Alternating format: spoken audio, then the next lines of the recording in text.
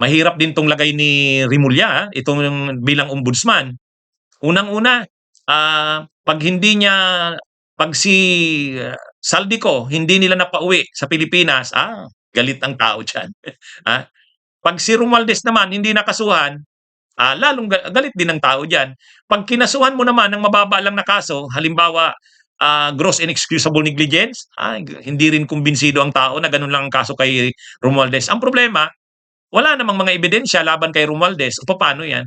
Kaya ang nangyayari dito kay Rimulya, nalalagay siya sa alanganin, eh, nalalagay siya sa alanganin.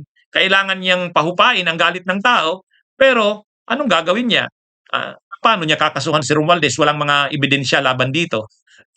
At si Saldico naman, kailangan pauwiin, pero hindi naman gano'n madali, hindi niya magawa, ha? Kaya grabe, grabe ang, mahirap ang kalagayan ni Rimulya.